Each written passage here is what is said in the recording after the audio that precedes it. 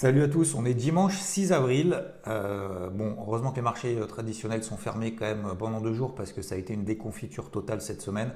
De moins 8% des marchés européens et américains jusqu'à moins 12% pour l'indice Nikkei sur la semaine seulement.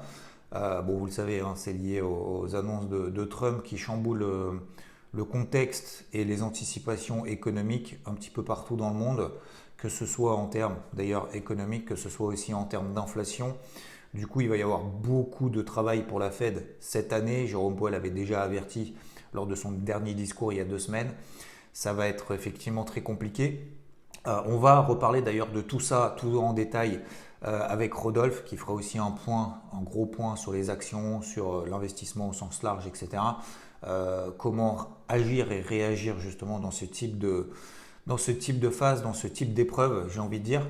Alors, ce qui est assez étonnant, c'est qu'on a des marchés crypto qui tiennent quand même beaucoup mieux que les marchés traditionnels. Alors, d'ailleurs, je ne sais pas ce que vous en pensez, mais est-ce que les marchés crypto vont suivre finalement avec un petit peu de retard ce qui se passe sur les marchés traditionnels? Aujourd'hui, en fait, on n'a pas de spike, de panique générale sur les marchés crypto. Alors, on peut le voir bien évidemment de manière très positive, mais voilà, je pense qu'il faut rester prudent, ne pas trop s'avancer, dans le sens plutôt ne pas trop s'avancer, dans le sens où ça y est, le marché crypto fait office de refuge, entre guillemets. En tout cas, c'est une alternative justement à ce marasme qu'on a d'un point de vue économique, politique, lié aux banques centrales, etc., sur les marchés traditionnels. Pourquoi pas?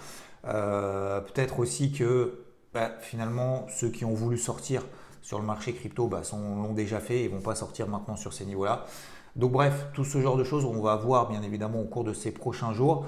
En tout cas, on se donne rendez-vous ce dimanche à 10 h, comme tous les dimanches, pour les débriefs hebdo. On va faire un gros point sur tout ça. J'ai pas encore le lien, donc je vous mets le lien de la chaîne YouTube.